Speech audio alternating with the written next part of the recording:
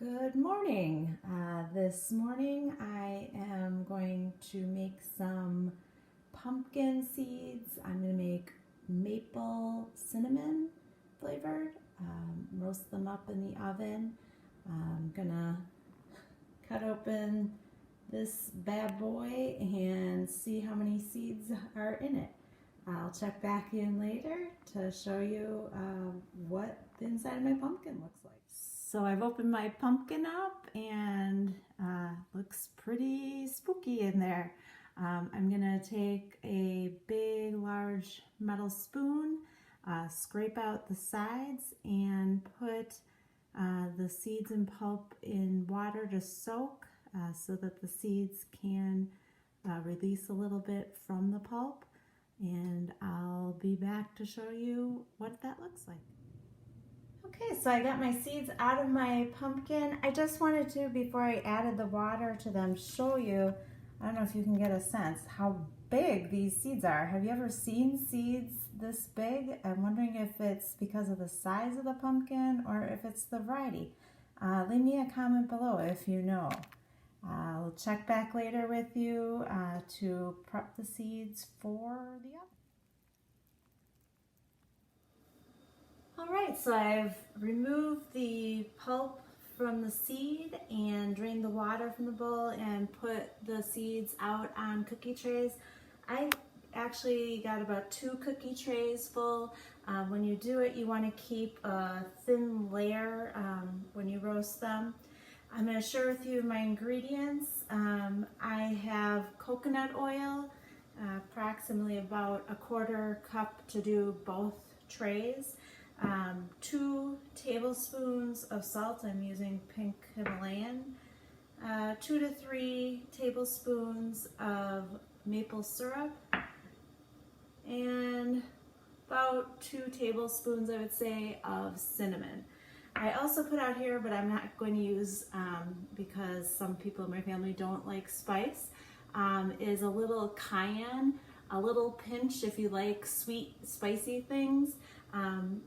Mixed in with this seasoning would be good for somebody who likes that, but I'm leaving this out today.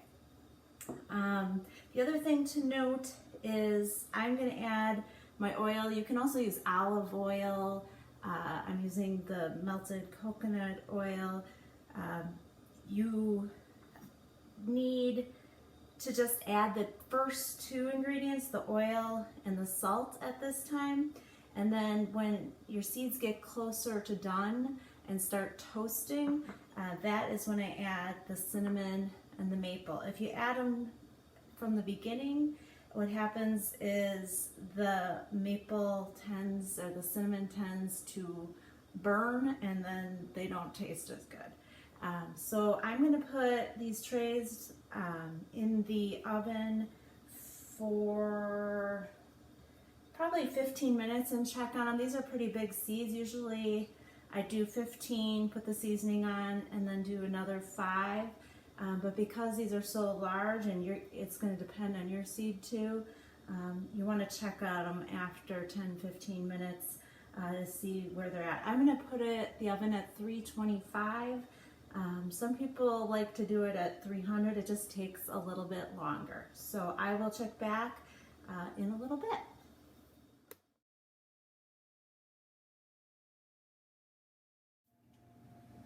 Okay, I just took my seeds out of the oven. They did end up taking another 5 minutes, so this so far has been 20 minutes at 325, but again, these are a super large seed and they were pretty wet. You could, before you put them in, use a paper towel or a clean tea towel and kind of blot them and dry them off of it. I've just added a tablespoon of cinnamon already to this, and about a tablespoon and a half of my maple syrup. I'm going to reserve this for my other tray and return it to my 325 oven for about another 5 minutes. You want to be careful because now it has the maple syrup on it, and it's got those sugars, so it will burn if you don't keep an eye on it. So check back with you soon.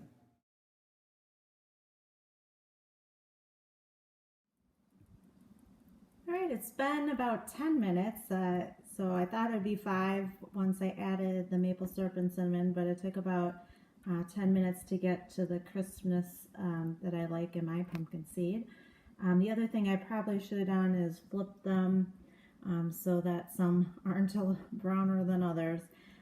But they look delicious, taste delicious. Planning on using them as a snack tonight, but they would be great on a fall salad with apple, squash, pear, or as a topper on your pumpkin soup or squash soup. I hope you give these a try. Enjoy!